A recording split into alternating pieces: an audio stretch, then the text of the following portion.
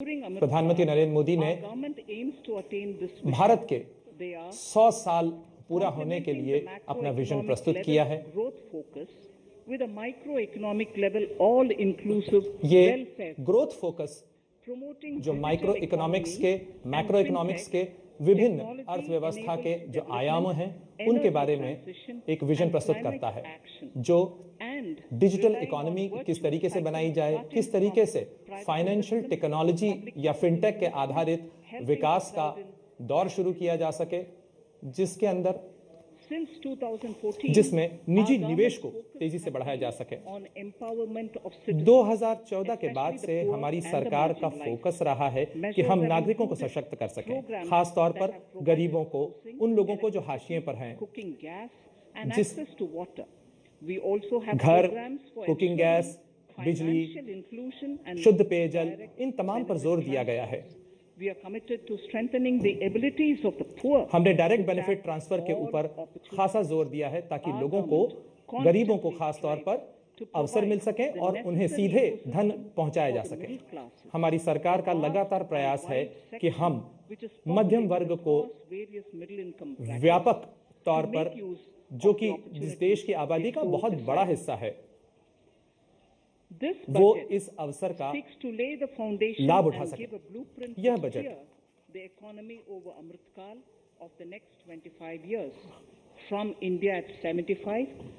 अगले 25 सालों में, जब भारत अपनी आजादी के अमृतकाल के गुजर रहा है और 100 साल पूरे करेगा, तो ये बजट उसका एक खाका पेश करता है।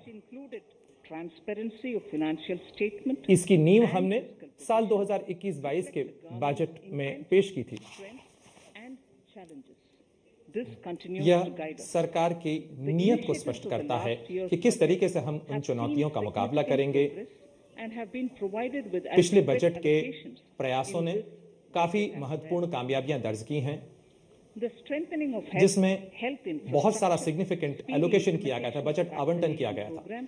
स्वास्थ्य का ढांचा मजबूत करने के लिए, वैक्सीन कार्यक्रम को तेजी से लागू करने के लिए, और जिस तरीके से पेंडेमिक की वेव में, जिस तरीके से महामारी की वेव में इसे लागू किया गया, वो बताता है।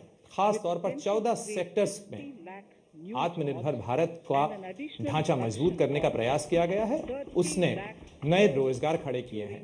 उसने 30 लाख करोड़ के जो अतिरिक्त धन है, या कहा जाए अर्थव्यवस्था की ताकत है, उसे मजबूत किया गया। एयर इंडिया का निजीकरण, जो प्राइवेट एंटरप्राइज पॉलिसी है, वो मजबूत हुई है। एयर इंडिया को ट्रांसफर किया गया है।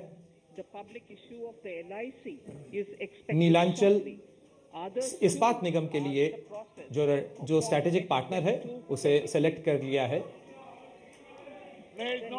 पब्लिक इशू LIC के लिए, भारतीय जीवन बीमा निगम के लिए लागू कर दिया गया है। The national bank for infrastructure development and national asset reconstruction company have commenced their infrastructure development के लिए एक राष्ट्रीय बैंक और नेशनल एसेट्स रिकंस्ट्रक्शन कंपनी ने अपना काम शुरू कर दिया है। बजट 2021-22 ने लोक निवेश, पब्लिक इन्वेस्टमेंट और पब्लिक एक्सपेंडिचर को मजबूत करने में महत्वपूर्ण भूमिका निभाई है। प्रधानमंत्री नरेंद्र मोदी की विजन ने आर्थिक रिकवरी को मजबूत करने में महत्वपूर्ण भूमिका निभाई है, और इसके लाभ लगातार मिल रहे हैं। यह बजट भी लगातार विकास की रफ्तार को तेज करने में मजबूत करता है। यह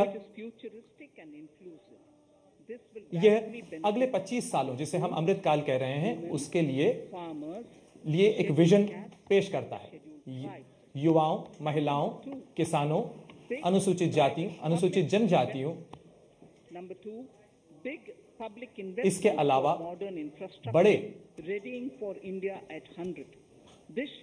आधुनिक ढांचे में पब्लिक इन्वेस्टमेंट बढ़ाने के लिए एक ढांचा बनाता है। प्रधानमंत्री गति शक्ति से इसे और मदद मिल रही है और गाइडेंस मिल रहा है। हम मल्टी मोडल अप्रोच से इसमें आगे बढ़ रहे हैं और कई समानांतर ट्रैक्स पर